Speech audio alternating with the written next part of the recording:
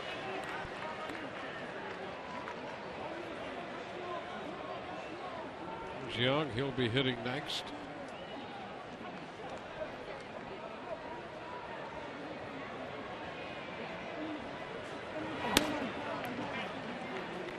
Two and one. 110 pitches for Odorizzi. Colomé up in the bullpen now.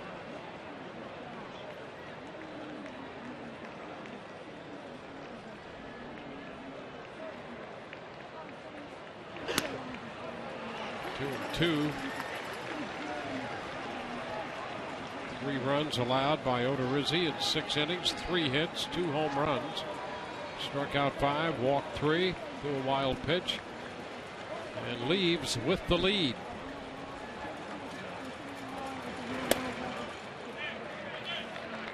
It's a full count. Listen, leadoff hitter, left on left. You've got great stuff. Now's the time to make a pitch. Manny Romero is getting into these later situations, important parts of the ball game more frequently now, and this is where you can really show your mettle, test your mettle.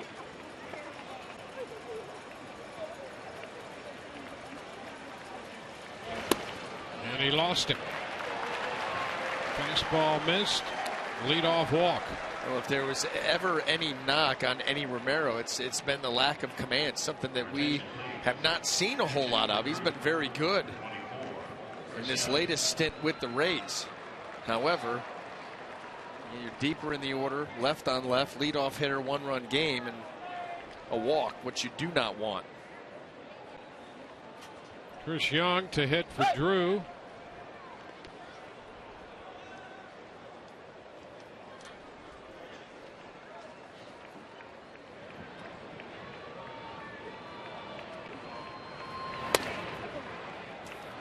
That's a ball. 96. 14 home runs for the pinch hitter Young.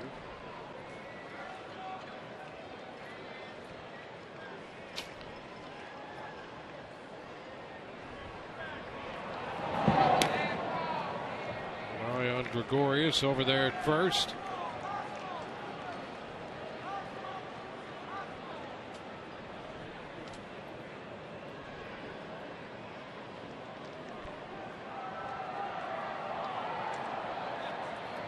Another toss.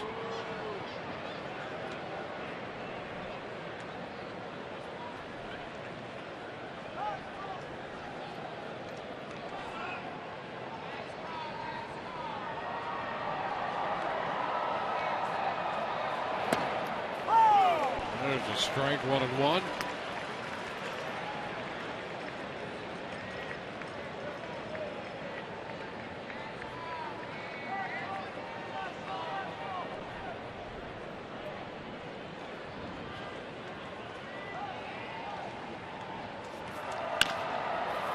Third base foul.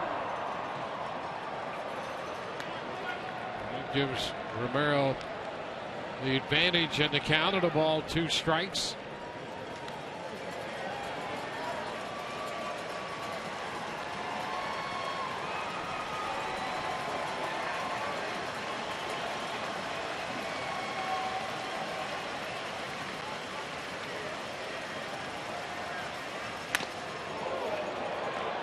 Two and two. Now let's see what direction they go in now. You just crowded him with the fastball up and in. You stood him up. You want to make something happen here on the 2-2 count. Don't want to even allow it to get to full. So you got to make a pitch right now. Line drive into center. It'll carry to Kiermaier for the out. Well, he came in with a fastball at 97. Got the line drive out.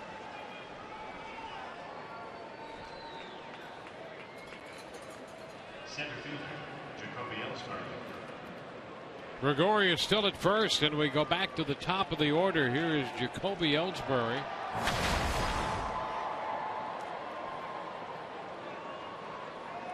Sacrificed his last time. I went for 2 tonight. And I wouldn't be surprised if the Yankees put something on here. A little hit and run. Something. Gregorius, one of the guys in this Yankee lineup that will run. Not that often. He's 4 out of 6 in stolen bases. Ellsbury, they need to get him going. This would be a prime opportunity to maybe put something on here.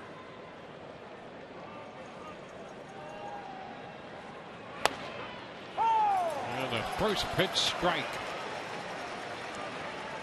97. Looks like a dart right there. He's got a great arm. Got a great arm. His confidence slowly building.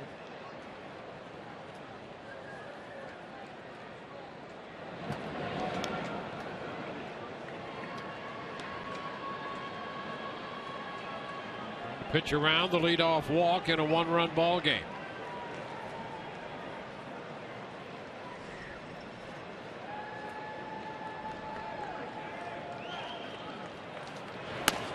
And he has the count up on Ellsbury, 0-2. Romero took the loss in the Sunday game against Boston.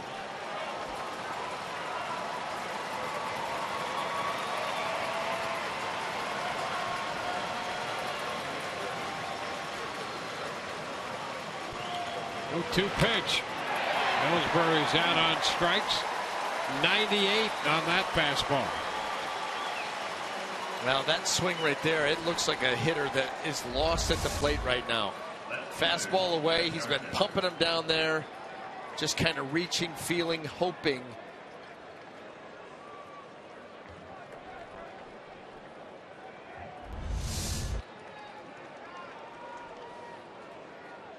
Two gone in the seventh. There's another left-handed bat in Brett Gardner. Gardner reached on a fielder's choice in the fifth. He's 0 for 3. Ball pops away. Down to second goes Gregorius. Makes the turn and hangs on there. And Sebia tracked it down about halfway to the Rays dugout. Well, unfortunately, that gets another runner into scoring position. His fastball down in the dirt. You can see Aaron Sebia going down, expecting to be able to catch that ball. You don't have a whole lot of time to think with Romero on the mound. He goes down to backhand it. It gets underneath off the shoe.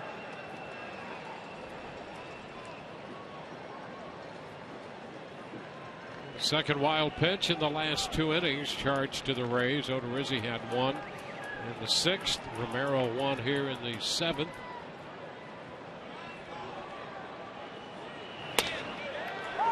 Strike one.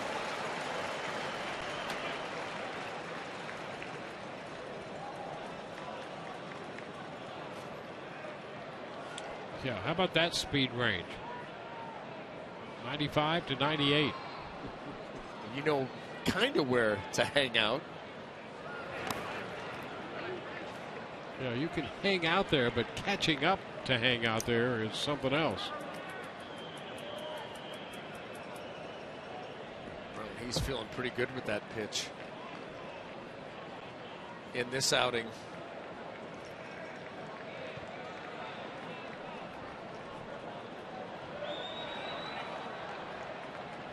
And the bullpen ball loose.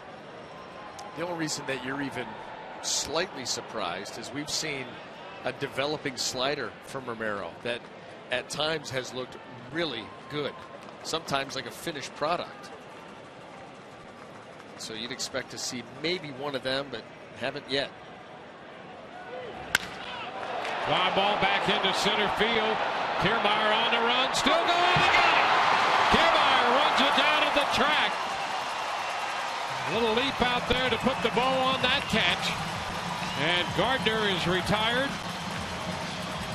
Yankees leave a man in second, and Kiermaier with a fine running grab on this drive by Gardner. Middle of the 7th inning, and the Rays are up 4-3.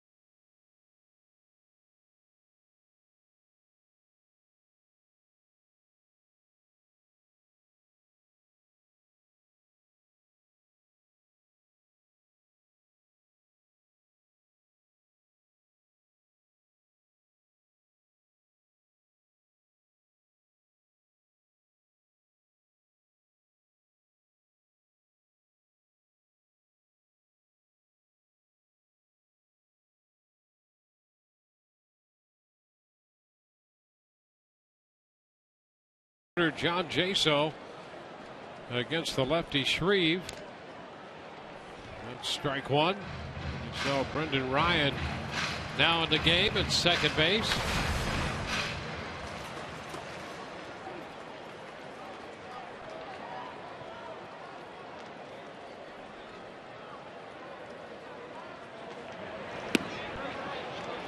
Jaso quickly down, 0-2.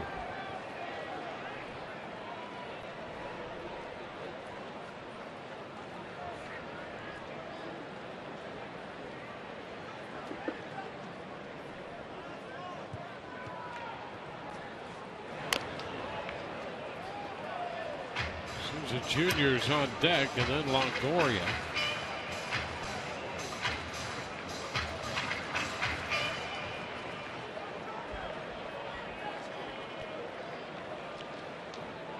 Evan on deck.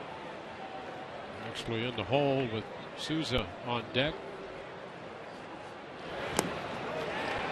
And that's strike three. Shreve picks up his first strikeout.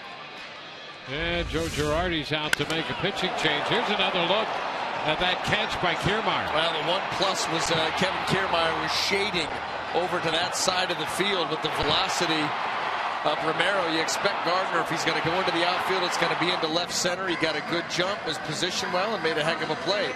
Nothing new there, and we've seen him do that all season long. So the Rays change pitchers, or the Yankees change pitchers. We'll be back in a moment.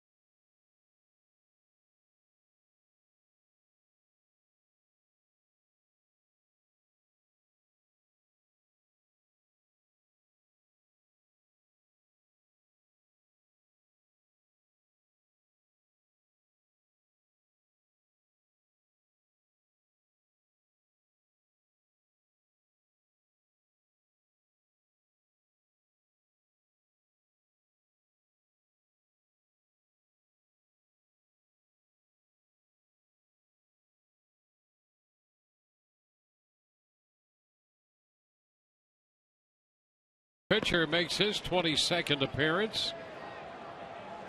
Steven Souza Jr. will face him for the Rays.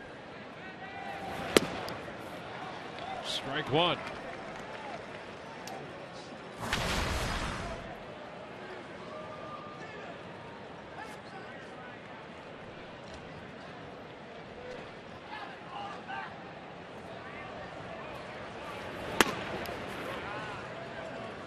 Ball, one strike.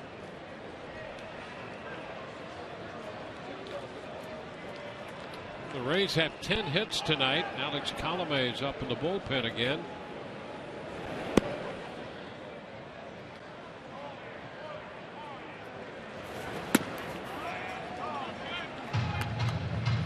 Two and one.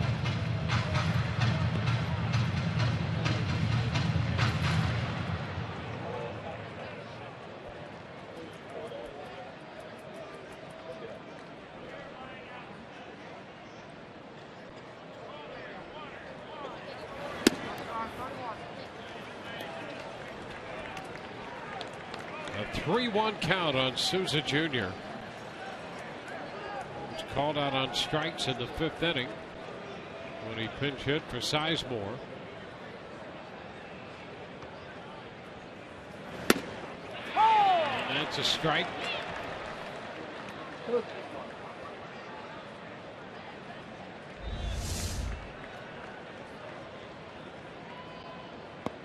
right at the top of that strike zone. 3-2. There's ball 4. Pinder into the game, and he walks the first man he faces. This has got to drive pitching coaches, Larry Rothschild, Joe Girardi crazy. You bring in a guy, he's got a great arm. He comes in, nothing fancy, 6 straight fastballs, and 4 of them miss the zone.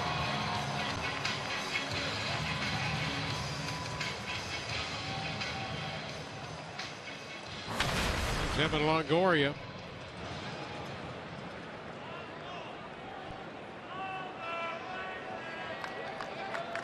Evan singled his first time, giving him 1 out of 3.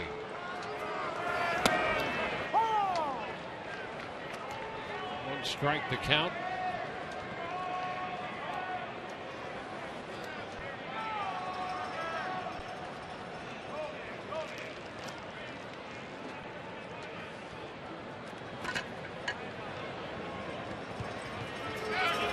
Goes Souza. The pitch is fouled right back out of play.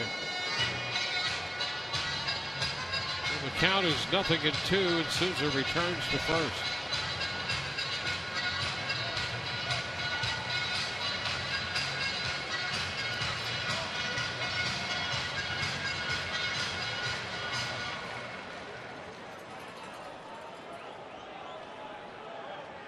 He's holding this 1-run lead.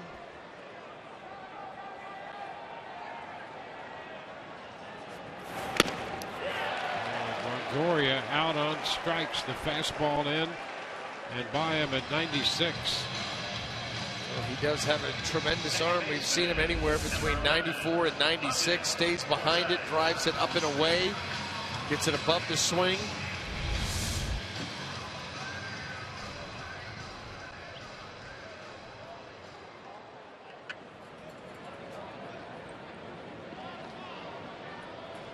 Logan Forsythe is 2 for 3 tonight with a run batted in and a run scored.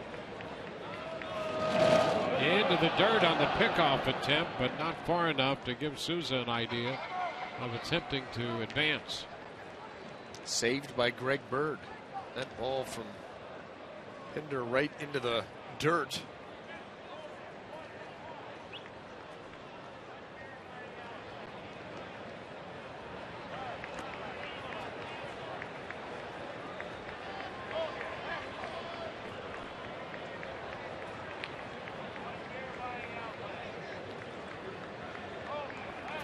Souza breaks. The pitch is a strike. And he goes in standing up. Souza picking up a stolen base. Well, you don't see that very often. Not even the biggest of leads, but a good jump and 0 throw. He just goes in standing, realizing that nobody's coming to cover the bag.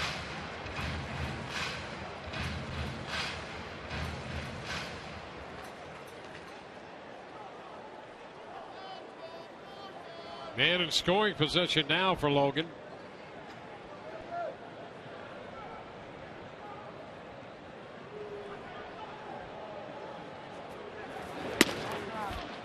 And he takes the pitch too high. A 1-1 count.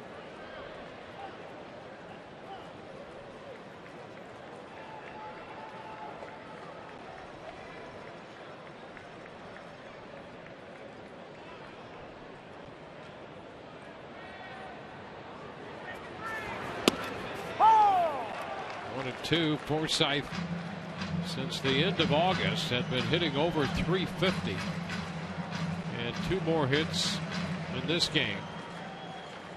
The average for the year is 286. Trying to pick up an additional run in a 4-3 contest right now.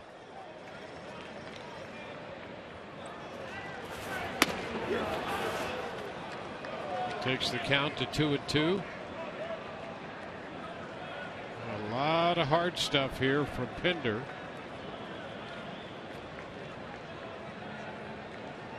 There's Nick Franklin on deck. He hit the home run in the 6th.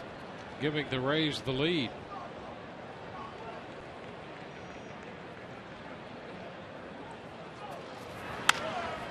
Foul out of play. A slider after all of those fastballs in the mid-90s. That slider in around 85.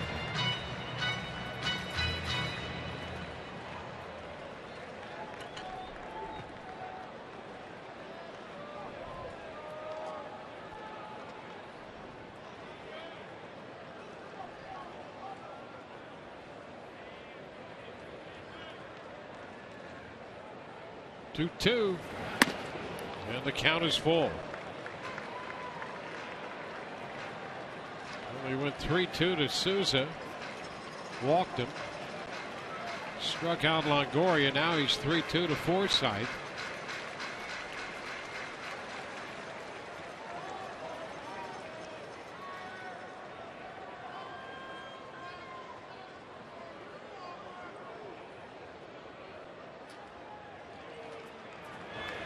And a cut and a miss. Threw him a 3-2 slider. The Rays leave a man at second. They do not score. And we head into the 8th inning. It's 4-3 Tampa Bay.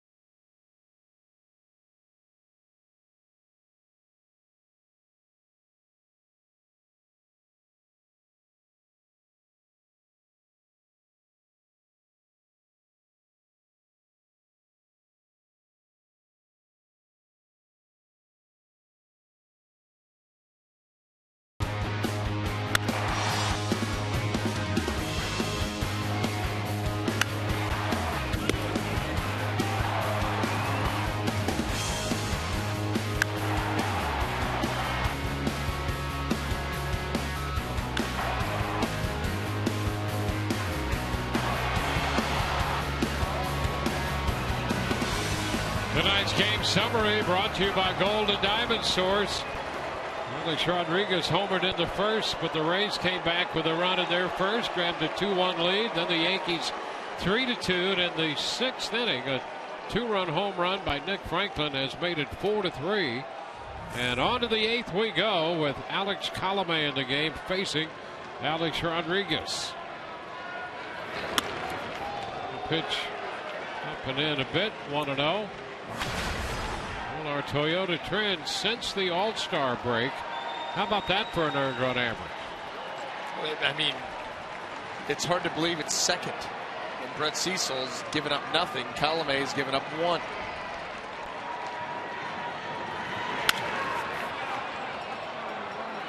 Well, and what's been so impressive is we remember beginning of the year, Alex Colomé starts off in the starting rotation. And all of a sudden he's moved to the bullpen. That's not always an easy transition. Younger player, middle of a season, a big league season. And it took him an outing or two to get acclimated. Since then, it's been lights out, as we just saw with those numbers. That's a strike. And it's 1-2. And for Colomé, coming out of the pen, it's been fastball, slider, and he will throw the changeup on top of it. Basically a 3-pitch guy. Maybe an occasional curveball, but those are the 3 major players.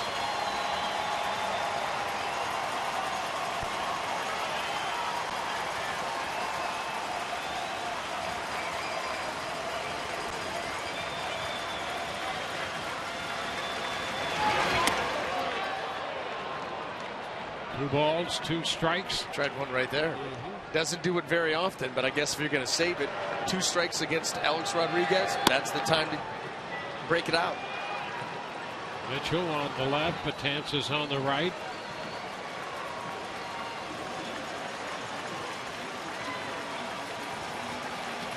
Two.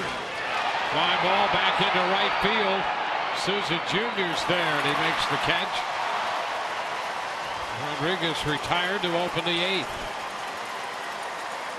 Didn't quite get the extension that he was looking for. If he had, maybe a different result, but that ball, not that it crowded him, it's a slider, kind of backed up on him, but not quite the extension. You can see those arms a little bit bent, trying to push that ball out there. Not very different from that fastball he got earlier in the game.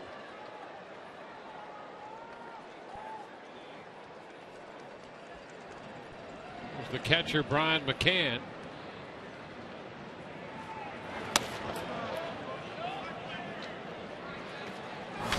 And bunted his last time against the shift.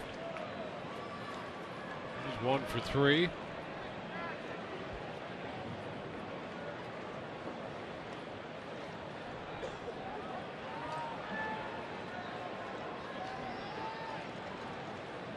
We're 10-1 for the Rays, 3-3-1 for New York.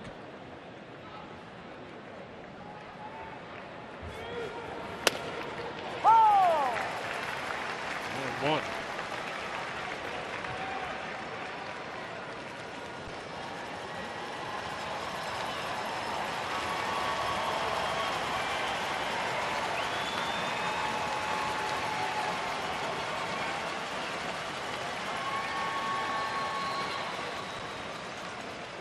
Rizzi 6, Romero 1, and now it's Colomé.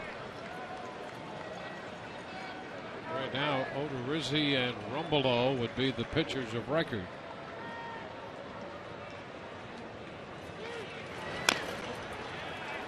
Bouncer foul. It's 1-2. Colomé was in the game last night for 1 hitter. He struck out Gregorius to end the 8th and leave a man at 3rd. Starting the 8th here tonight, retired Alex Rodriguez and is ahead in the count with Brian McCann. Line drive into right field. Souza's there. He's got it. Some sink on that line drive, and Souza just enough to get there and make the catch. Well, you know, you're playing deep already because you're playing no doubles, and it's not the easiest of reads. See how deep he is? And then you got to read that, come in, and then head to the ground. Keep your eyes on the baseball, watch it into the glove. Not a lot of room to maneuver down there. He'll take the out, but not happy with the contact and how loud it was. It's Carlos Beltran.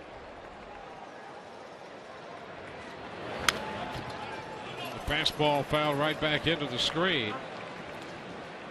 Beltran out the first time against the shift on a ground ball to Forsythe in shallow right.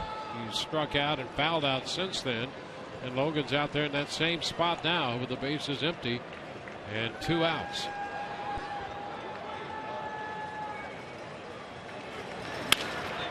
Liner into center. There's a base hit. A 2-out single for Beltran. Hit number 4 for the Yankees.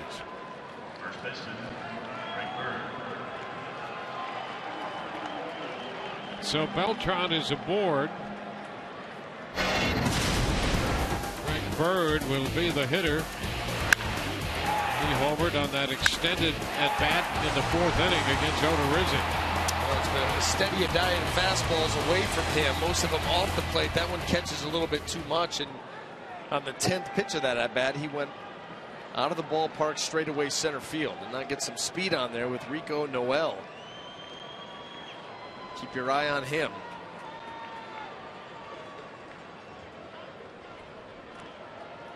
A move to first. You could see some action over there, and he got back in. There was a delay. Yeah, not so much a lean, but just a delay by Noel. That's what made that play close.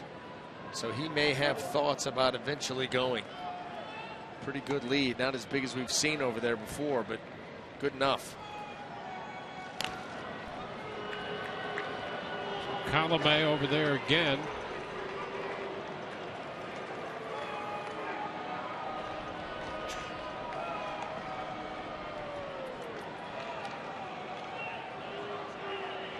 Noel did steal a base last night when he pinch ran for Beltran in the 8th inning.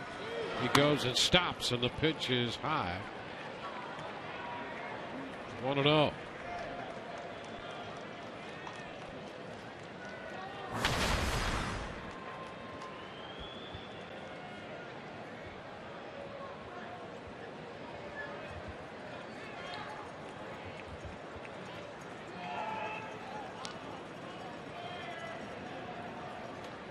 There he goes, and the pitch is bounce foul. So the pinch runner Noel not hanging around very long. Well, he's already seen a couple of moves.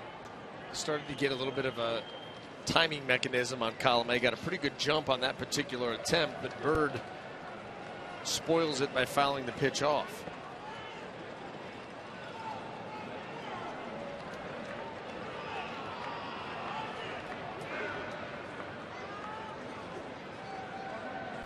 He's gone.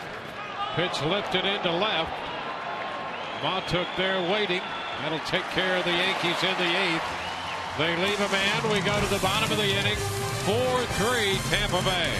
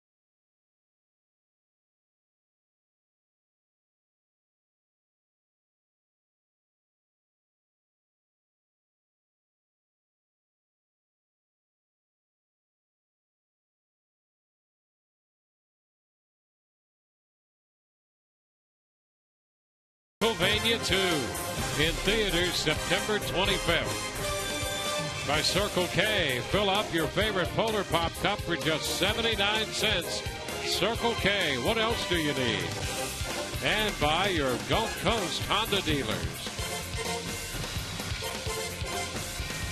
Brian Mitchell will be the new pitcher for New York.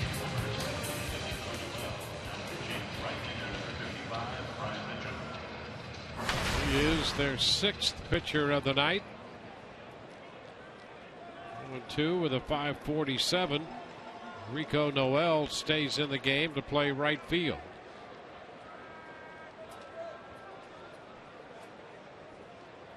And for the Rays, Nick Franklin leads off against Mitchell. Fastball 95. So we've seen some high octane from some of these young arms. Well, auditioning, getting a chance to pitch in pennant race baseball. A lot to be gleaned from these types of outings, and he is sticking with the hard stuff. This particular at bat, Rumbelow got a fastball by Nick Franklin, then came with a changeup and a home. Franklin gave the Rays the lead. And is out on 3 pitches this time. Well, the fastball, then the breaker. 1 gone. 9 strikeouts for New York pitching.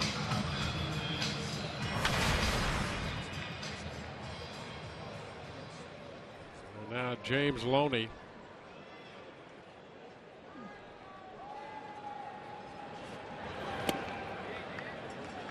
Loney takes it down and in.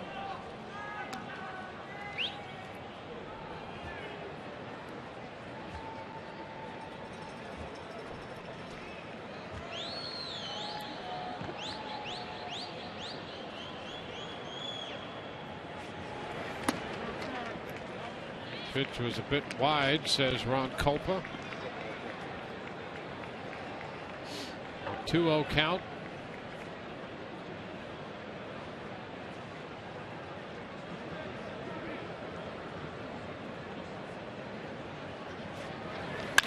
Ground ball, there's a base hit through the left side. Loney picks up his first hit of the night.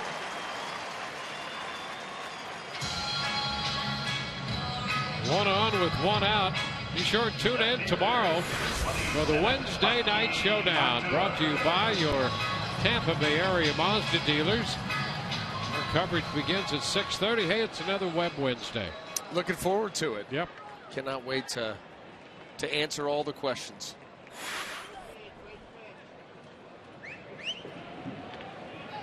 There's Mikey Matuk.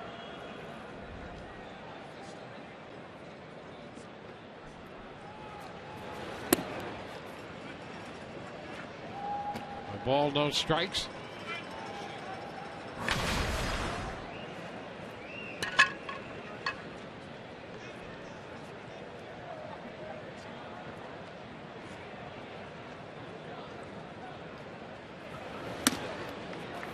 The fastball up and by him, 1-1.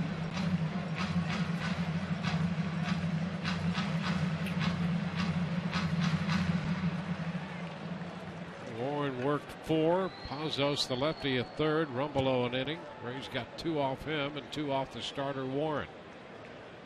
After Rumbelow, Shreve, Pinder, and now it's Mitchell. 2-1.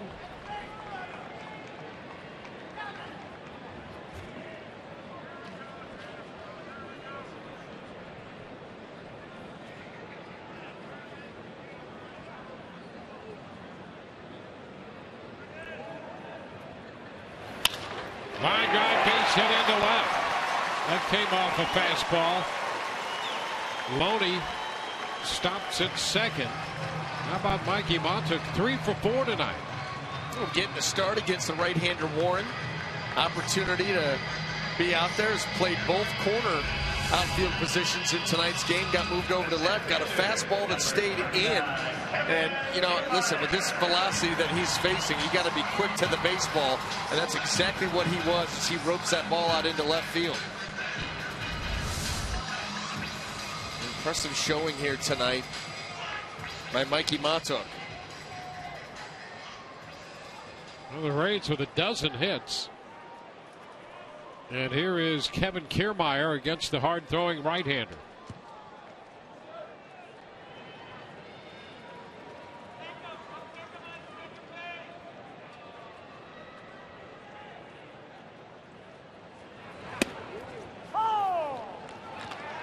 Strike one.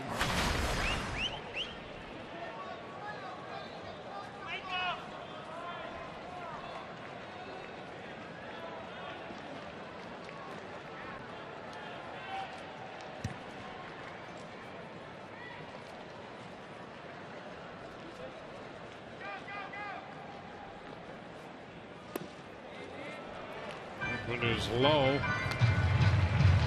Doing the breaking ball.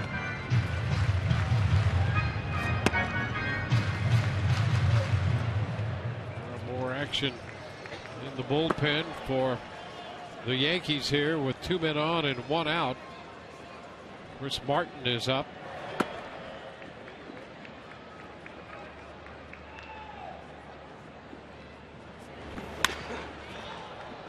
Lifted foul the other way and out of play. Rays with a nice opportunity here to try to add on. Already working with a 1-run lead. Certainly you'd like a little bit of a cushion. You got a chance to do something here. 2 runners aboard, 1 out.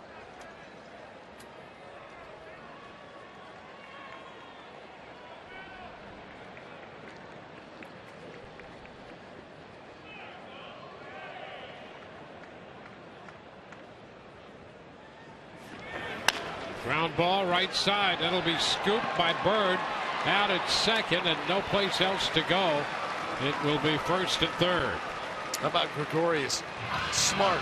No chance you're going to double up Kiermaier. So why even risk the throw with a runner at third base? And so he actually takes this throw, kind of fakes it, and then looks like maybe to go to third in case Loney overran the bag down there. As quickly as this got to Bird, there's still no chance. Okay, look fake. Now keep your eye on the runner at third and see if he gets a little sloppy over there. Maybe you can throw behind him. Nice smart play by Gregorius. First and third with 2 outs for J.P. Arencibia.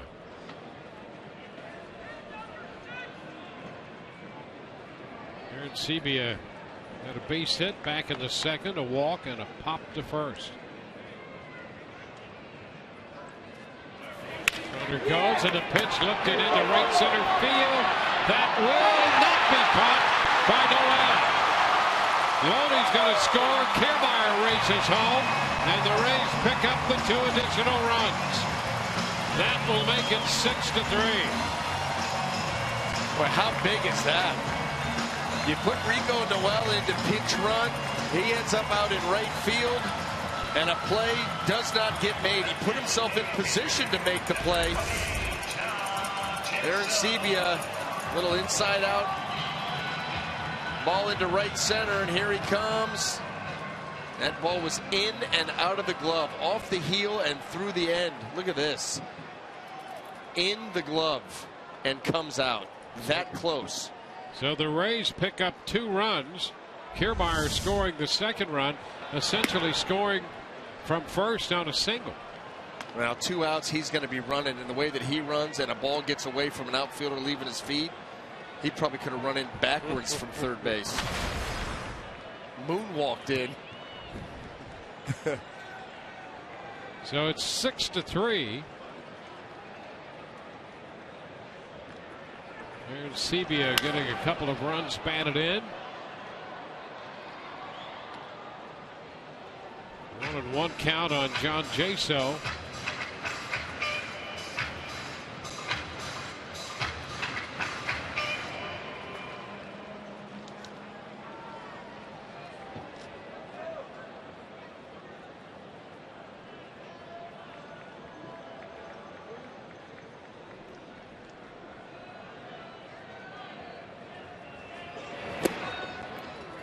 You know, this inning lends itself to demonstrating how crucial speed is. There's Kiermaier, who would not be doubled up to keep that thing going. First and third, then on that little base hit that fell in and out of the glove of Noel. With that speed, the Rays get 2 runs out of all that and build a 3-run lead.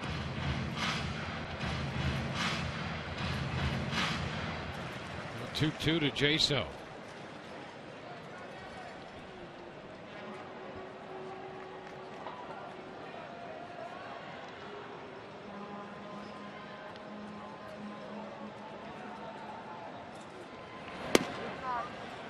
outside. Now the count is full.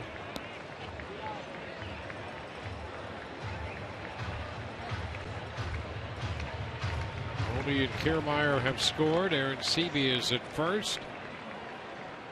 2 outs in the inning. Aaron Seavey will get an extra step or 2. There he goes. And the pitch is ball 4. Jaso draws a walk. So Aaron Seavey moves to second. Steven Souza Jr. is going to be the hitter. But not before Joe Girardi strolls to the mound to make a change.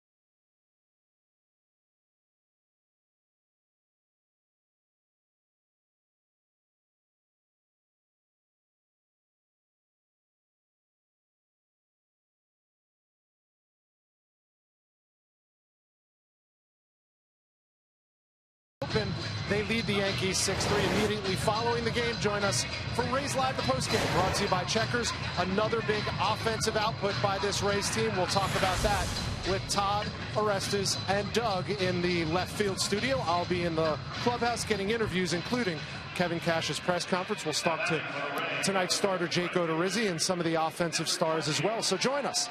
Rays Live, the postgame, immediately following the game, brought to you by Checkers. Gentlemen. All right, Rich, thank you. Right now, Jake Odorizzi, the pitcher of record for the Rays, working the front 6 as Chris Martin comes on, making his 20th appearance for the Yankees.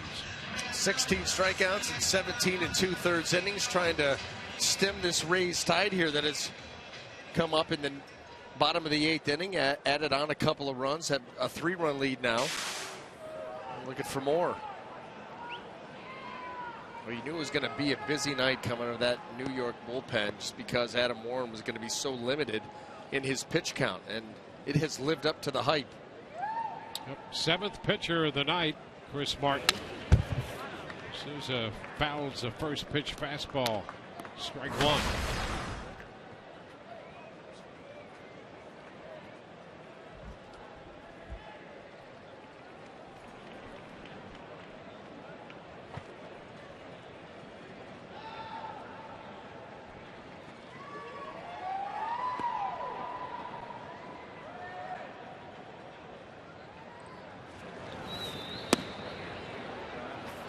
One ball, one strike.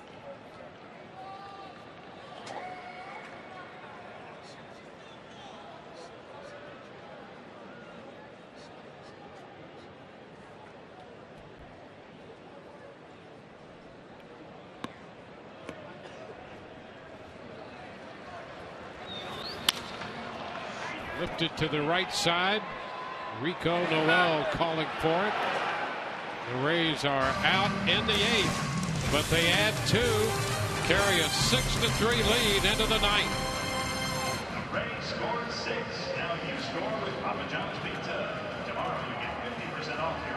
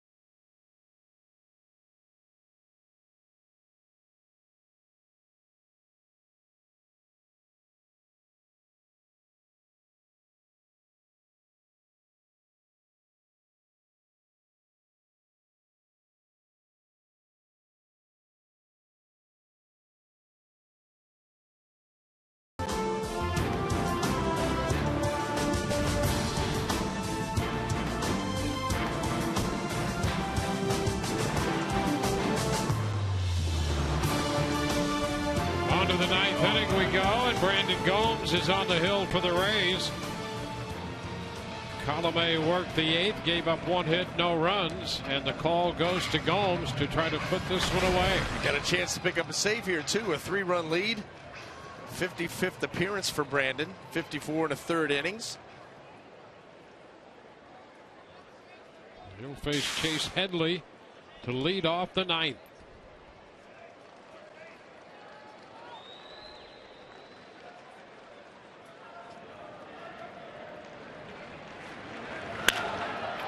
And into right field and right to Logan Forsythe.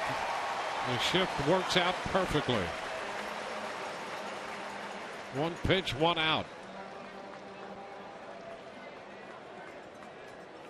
Over the American League West, Houston started the day a half game up on Texas. They're playing again tonight in Arlington. And that game is in the bottom of the 5th, tied 5-5 with first place on the line in the AL West. We're getting after it. There's a strike to Gregorius. Houston and Texas even in the loss column, each with 67 losses.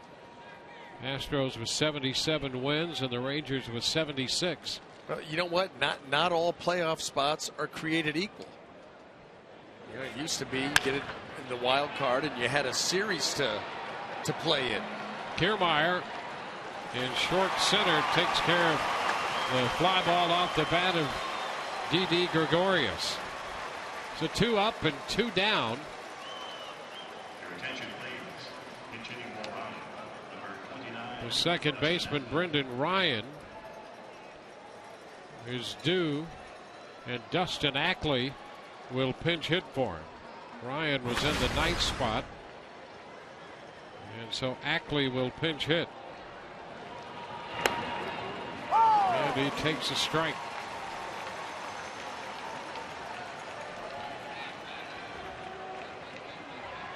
Ackley opened the ninth inning last night with a pinch hit single.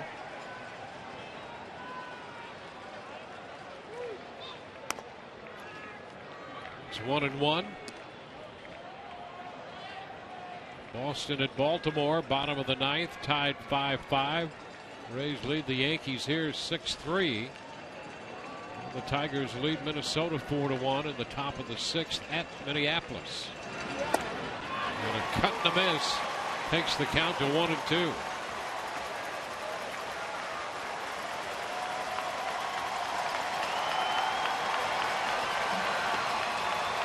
Kansas City beat Cleveland. Angels and the Mariners underway in Seattle, no score. 1-2 to Ackley. And a little tap foul. We'll do it again here. Rays trying to pull even in this current series after their 7th win of the year against the Yankees in the season series. Kevin Cash's team trying to get their 70th win tonight. 1-2. Foul back. That's out of play. So we'll do that again.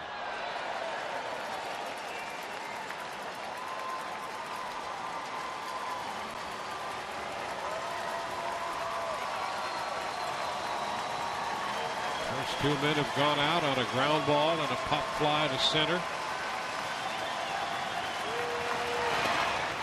Ackley checks, it's down. 2-2.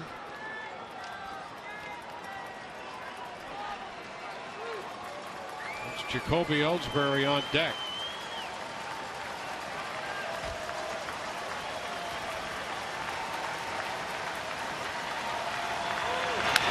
Line drive into right field, and Ackley has another pinch hit. Souza plays it on 1 hop. And with 2 outs, Ackley is aboard. That was a nice job by Dustin Ackley. He got the split from Gomes as he tries to put him away, and he was fooled by it. You see him starting to leak out there, but look at him lengthen that swing and just hook that ball out into right field. He gave himself a chance and a 2-out hit. Jacoby Ellsbury. 0 for 3 with a sacrifice tonight.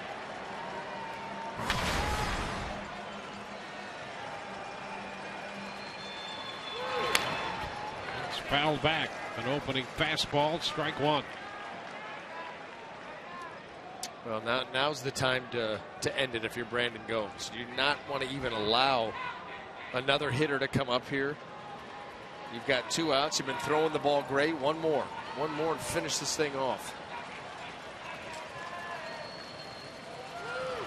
Ground ball down to first. That's foul. Ackley was headed to second. Meanwhile, the count on Ellsbury advances to 2 strikes.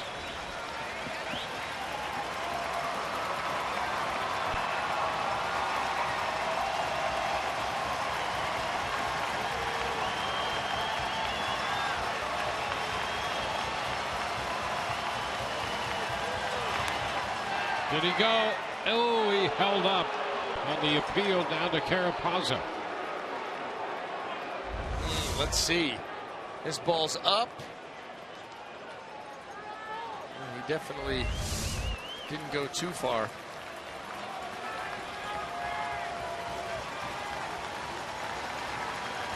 The ball, 2 strikes.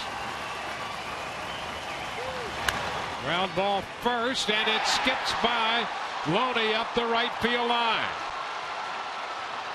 Over to third goes Ackley, and Ellsbury up to second base. See Loney back up, reaching, and it skipped beneath the mitt. You know, these are plays that we see from James Loney all the time. He makes them look so easy.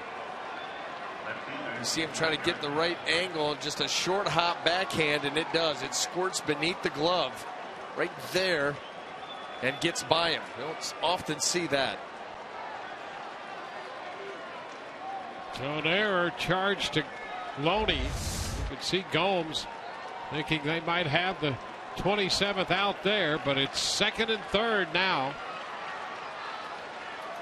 2 outs. Brett Gardner is the hitter.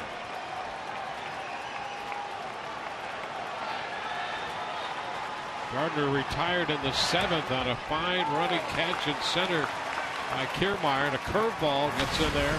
First pitch for a strike.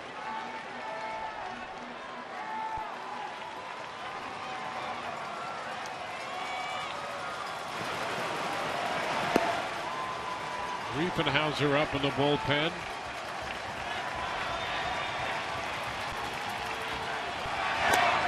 Strike 2 at the knees. Breaking ball, split.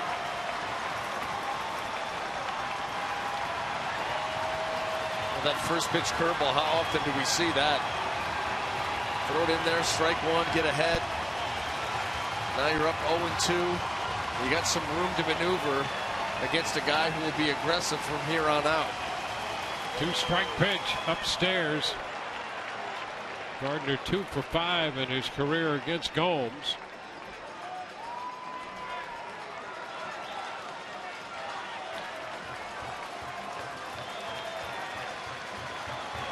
And he's been one of their best when it comes to hitting with men in scoring position.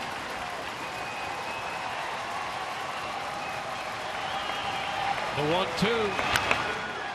Lifts the fly ball into left this time. Mikey Montook squeezes it, and the Rays are winners. Gardner with a fly ball to left, and the Rays win this one 6-3. Couple of runs in the 6th on the home run by Franklin, and 2 additional runs in the 8th. And the Rays take the second game of the series from New York. For the Rays 6-13 and 2.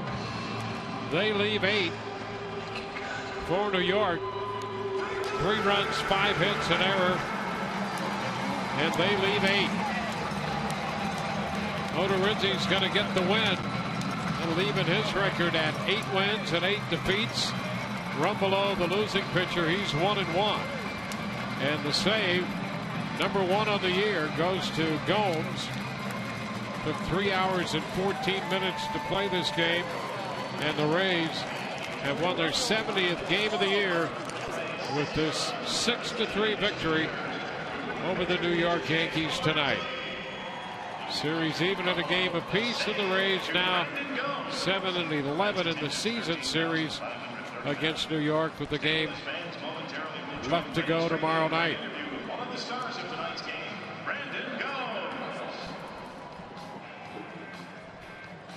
How about Jake Odorizzi? You know, he has not had a whole lot of run support. He leaves that game down a run, and then the big 2-run homer gives him the lead while he's still in the game, and he's able to get that 8th win and even that record at 8-8. I'll tell you something, he had to battle for it, but he went 6 innings, gave up 3 runs, gave his team a chance to win, and that's exactly what they did. Yeah, that's called competing. Speaking of that 2-run home run, Todd Callis standing by with Nick Franklin right now. Dwayne, thanks. That's a big win for your team, isn't it, Nick, especially after a tough loss last night? Yeah, absolutely. You know, it's devastating, but at the same time, you know, we're coming back out here to, you know, with a purpose, and I think we did that. Tell us about going up against a guy like Nick Rumbelow. What's the scouting report? Do you get it from Derek Shelton before you head up there? Yeah, absolutely. You know, I had a game plan for what I was about to do, and he accidentally left the pitch over the plate, and I was able to take care of the mistake that he did. Go take a look at it here. It's a 1-1 count, and it's a changeup, I guess. Yeah. He just hung it over the plate a little bit, and I just tried to get, you know, I was looking for a fastball, and he just, you know, left something up in the zone, and I just took a hack at it. We saw you here earlier this year back at Durham, and now with the Rays for the final stretch here. You're looking forward to these final 3 weeks to kind of finish out strong and put a good thought in the coaching staff's mind going into next season. Yeah, absolutely. You know, I think we got a great shot at you know, the playoffs, and you know, if we could just push right here, and you know, all I'm trying to do is help the team win, and whatever I got to do. All right, Nick. Thank you very much. Thank you. All right, guys. Back to you. So the Rays are winners tonight. It's a 6-3 final here. Same 2 teams tomorrow night. Chris Archer will be on the hill for the Rays against Luis Severino. Archer after his 13th win tomorrow, and we'll be with you. Our coverage begins at 6:30 right here on Sun Sports. For Brian Anderson and the rest of our crew, Dwayne Stats, hope you've enjoyed the telecast. Rays are winners 6-3. Rays Live, the postgame presented by Checkers, is next.